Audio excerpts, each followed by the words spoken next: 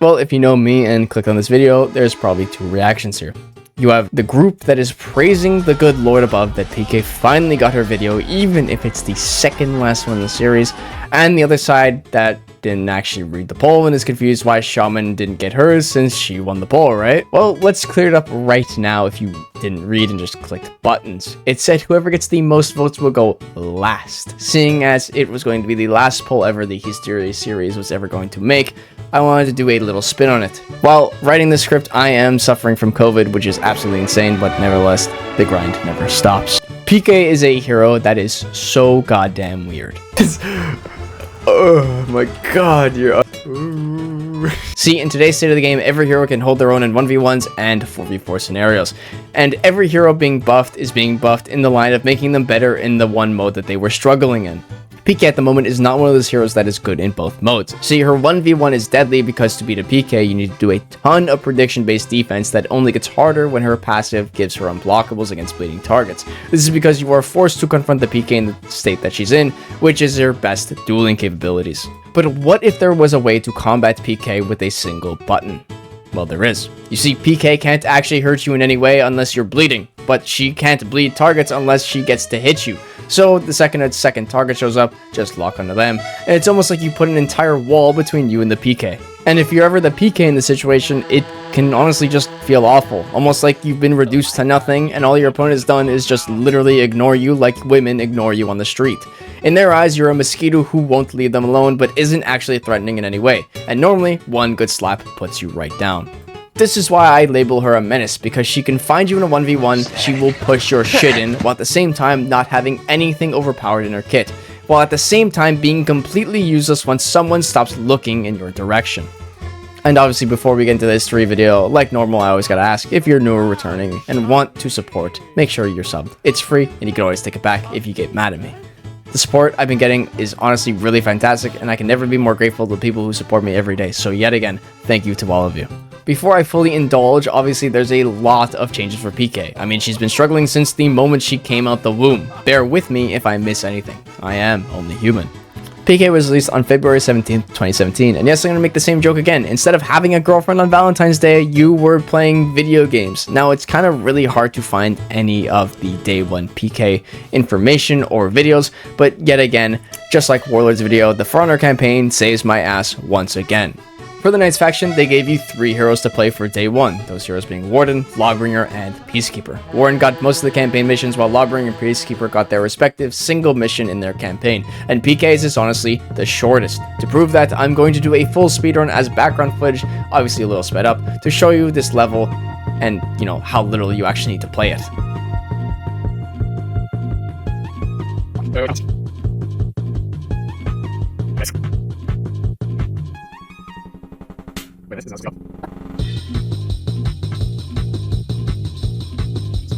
And I'm gonna be completely honest, I wasn't happy with the time of 3 minutes 4 seconds, so guess what? I did it again, and the time save was insane. Now honestly, this kind of sparked some joy in me, so if you guys want to see a speedrun of the entire For Honor campaign live on stream, get this video to 1.5k likes and I'll do it. Now that we're done making fun of her level, let's look at her moveset. On paper, we can check it compared to 2024's moveset. And looking at the older version, nothing really is that different. Quite literally nothing in terms of moves. We share the same names, inputs, but what you don't normally look at is the hero's specific traits. This is where you see major differences as PK as a hero. The first discrepancy you will see is her literal first perk, called Renown. See, old For Honor class systems had based perks. The Assassins gave you more renown for killing 1v1 opponents, and going on massive kill streaks gave you also way more renown than the other classes. I didn't mind it because it kind of felt like a class system was in play, where depending on what role you were playing, being Vanguard, Heavy, or Assassin, you had a job to do on your team, where other classes couldn't do it that well. But what it boiled down to was everyone would spam Heavy classes because it was the easiest to get renown by simply standing on points and getting assists. The second discrepancy you can see is defense reflex. To those too young to be playing this game, let me boil down the awful mechanic that was the reflex card. See, in older For Honor developers' time, they wanted to give Assassins deflex, something that would be exclusive to their class, but for some reason felt like this was too much of an advantage over other classes. Well, that being kind of the point. Each class had its advantages over the other to find the hero of their liking. But for some reason, the devs also decided to give Assassins a disadvantage, which was the reflex card. How it worked was upon locking onto an opponent, your guard would be on a cooldown system where if held in the same spot for too long, it would just stop blocking attacks. You could see the difference with the blackened guard telling you that there's actually no guard there anymore. This caused many issues for all assassins. See, the game was so unbearably slow that your guard would sometimes drop before the enemy's attack even got to get to you. So if it sounds like some bullshit, that's because it fucking was. To reset your guard, you'd have to move it to a different vector and then back to the same vector, and then it would be happen again and again and again. Absolutely awful game design. And the last two differences stem from her heavy cancels. The first one being that on whiff or landed attack, Pk did not have dodge recoveries, and that Pk was also not allowed to do any of her cancel recoveries on her finisher heavies, so no riposte and no guard break soft feint finisher heavies. Other than those odd phenomenons, Pk plays decently the same as 2024 Pk, with all the moves being directly the same but probably a little slower. Like the Warlord video, I'll put them side by side just to show a little bit of comparison.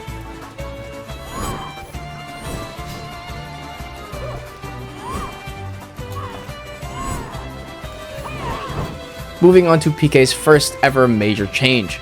Over a year into the game's lifespan, on May 18th, 2018, the season called the Heroes March would see major changes to heroes like Pk and Orochi, and just like the fucking Warlord video, they don't tell me the changes. Fuck. Well, off to the internet I go again, and this one is hard. Going back all the way to 2018 to find any patch notes is near impossible because of how many times Pk has been changed. So many times I got my hopes up just to be given basically a dead link. Oh my god. But not to give up. 10, 20, 30, almost 50 fucking pages of patch notes that I looked through and finally found it. Pk's first ever rework. So her first change was to her dagger cancel, and honestly, I was unbelievably confused while reading this. The buff said that her dagger cancel will now always come from the top attack, and I thought to myself, what? So I went back and did more testing on Pk's moveset to see if I missed something, and lo and behold, I did. Dagger cancel was completely blockable because it came from the same exact side where the attack was being cancelled. Why on God's earth did anyone okay this? Like, this isn't some groundbreaking discovery that moves need to be effective in order to win, right? So, what effect did this apply? Well, nonetheless, now with this being a top attack, it became actually usable because, you know, it didn't come from the same fucking side you were attacking from originally. The second buff was to Pk's bleed effects. Before, Pk's bleed was not stackable, while the bleed from dagger cancel into guard break was, landing multiple of the same move, so 2 guard breaks or 2 dagger cancels would not stack the bleed. Then they would turn their eyes to her clunky heavy finishers and decide that they needed some love too, and gave them the dodge and dodge guard break cancel abilities. And lastly, the devs had a look at her damage, which is kind of odd because in today's game, Pk's damage on heavy and light attacks are the equivalent to those of fucking toothpicks you get on your burgers. But I say and I quote, overall damage output has been reduced on a variety of attacks. Pk was overtuned in this respect. To read this out loud, I thought I was going fucking bonkers. To hear that Pk was in the state of overtuned, I just couldn't believe it, because when I think overtuned, I think day 1 VG and day 1 Ocelot. But Pk being in the same echelon as that is just defining me as crazy. Pk would then be adjusted again in less than a year. On January of 2019, Pk would be tweaked with the release of Black Prior, and yet again, well, I'm gonna go jump off a fucking roof. Nevertheless, I found the patch notes again. So, these were the patch notes with developer comments talking about how they wanted to do more damage, which seems ironic because the last change they addressed was her damage being too high, which they also called out themselves. This whole patch is fun trying to find a middle ground for Pk in terms of viability. So what they did was increase her top heavy opener damage and speed by 3 damage, and they lowered it from 800 to 900 ms. Her dodge attack would now deal 17 base damage, heavy finishers now dealing 27 damage, and light openers dealing 14. Her stamina cost across the board would be reduced by large margins to become more oppressive, while at the same time not instantly throwing herself out of stamina. These changes do not end here though, because even with all these tweaks to damage, stamina, and overall viability, her 4v4 game was still lacking due to one single issue. She had no external pressure. This is Pk's biggest change to date. When locking onto a bleeding target, heavy finishers and the second attack of heavy zone will become unblockable. This was huge because now bleeding targets could no longer just choose to ignore you and were forced to deal with you externally harassing them. Some other changes being that PK zone attacks could now count as heavy attacks instead of light attacks. The outcome can vary between person to person. A lot of people believe that super fast zone attacks like Orochi, Kinsei, and PKs should be light parries since they are the same speed as these light attacks. Other people don't really care and just accept it and how it is. And the last change that nobody actually really liked was that PK would have her deflect punish moved from a light input to a heavy input. This got reverted extremely quickly because many people complained that many people were deflecting on accident due to the panic dodging attacks and deflecting being the same input and the same timing. Oh, but we are not finished yet because we have one last testing round to go to, because even after every single goddamn change that PK got, she still suffered from the same issue day after day after day, which is the fact that yet again, if someone chose not to interact with you, then you don't really have a say in what happens in the team fight. But the lifelong question PK had was, how do I fix this problem? Well, the front devs did what they do best. When they can't figure out how to make a hero viable, it's time to slap on a bash. So it was PK's turn to try out a new bash. This one being absolutely the pinnacle of worst bashes in the game. This was 766 MS melee attack that could not be feinted. This thing was what you would call an IQ test, aka something so easily counterable, anyone even remotely paying attention, even at 10 frames per second, would not be affected by this bash. But that was the exact purpose. This bash was never meant to be used in any 1v1 scenarios. Think of it like Medjai's grab bash. This was a bash that was designed for team play in mind. This bash through onto PK had the exact same philosophy. While in 1v1s, the move was useless. In 4v4s, it can give her an advantage. The point being that this new bash changed right into a riposte stab, so 2 physical and the rest of being pure bleed damage. That was supposed to help PK not be ignored because, well, if she did land the bash, then she can now throw unblockables at you. In my opinion, this was a great idea. It still did physical damage and was slow and easily counterable, and gave PK an actual tool to help her in team fights, while at the same time not just being another 500 MS forward dodge bash. So what did Front do with this really good idea and concept? Yep, they just threw it right in the fucking trash. Which I just don't understand whatsoever. Before we move on to PK as a hero, there's just one last thing we need to talk about, and yes, we're going to be talking about PK's recent testing grounds and dissecting why almost all of it will not make it to the live game. So after Ubisoft removed the bash idea from the table, surprise surprise, PK still had the same issue. She had all the way back from day one. So the balance team decided instead of giving her a move in her kit to help her apply pressure, let's change her feats. Tier 1 was going to be a cross build that dealt bleed damage. Sound familiar? That's just because it's her Tier 3 moved all the way around to Tier 1. Why was this a problem? I mean, it bled opponents, which allowed her to punish with her unblockables. The problem is that it was a fucking ranged feat that dealt pure bleed damage on a 30-second cooldown. We already have one of those and nobody likes it. The issue that comes up is that while PK will start every fight with one of these, they're only going to be applied off screen. The second issue is that, it's a 30-second cooldown, meaning most of the time you're going to get hit twice with this in this same fight. Her second feat is called Bleed Armor, which, does a simple thing of giving yourself 20% defense bonus for 5 seconds after hitting an opponent affected by bleed. I mean, it's fine, I guess, nothing wrong with it. My only gripe is that they gave an assassin a defensive boost feat instead of an offensive boost feat. PK's physical damage is quite lacking, so maybe a 20% damage boost for 5 seconds would have benefited her more. Tier 3 is like stupid, like mega dumb. I've already covered this problem, so let's just reuse that a little bit. Nobody in the world likes when an assassin goes for a dodge attack, but just so happens to panic dodge in the right direction, giving them a free deflect. Now imagine an assassin dodging in the wrong direction and still getting a deflect punish. This also made heroes literally unplayable like Griffin, for example. Any of his chain enders would be countered just by dodging. As you can see, his bash, undodgeable, and hyper armor finishers could not hit me. All I did was dodge in the same timing while spamming light and heavy at the same time. That's meant if he did his undodgeable, the deflect frames came first and cancelled my dodge attack. If he finished her heavy, then my dodge attack would beat it anyway, and well, obviously I'm dodging his bash. And lastly, Tier 4, Induced Fear, or as I like to call it, Permanent Moving Doom Banner. Again, stupid by all accounts. I don't understand how not a single person in that board meeting was like, hey guys, are we by chance doing something really stupid that no one's gonna like?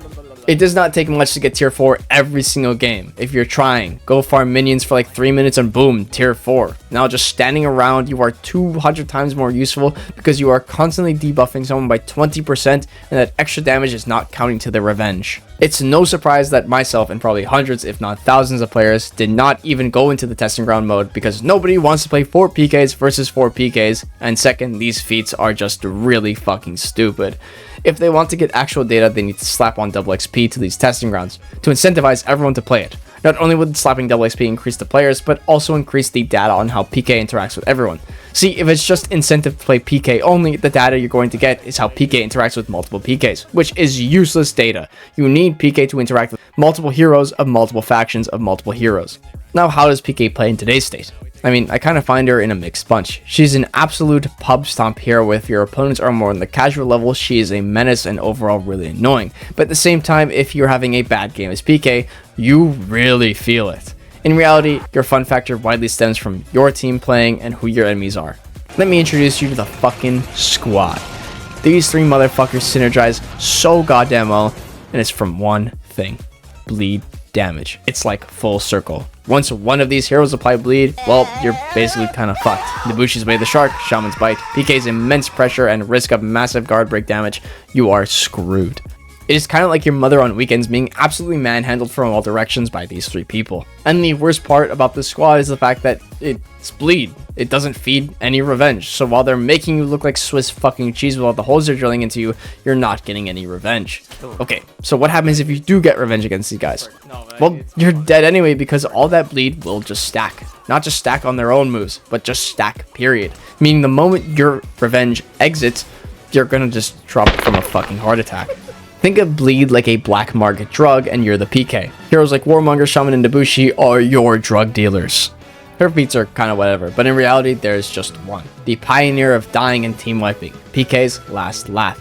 It's crazy how much fun this feat is and how much turmoil it makes me feel.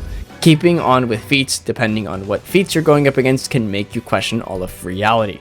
Healing feats, they're okay. Pretty good at best, but the bane of PK's existence. Look at all that HP gone. Turned into bleed. Oh, he literally healed all of it.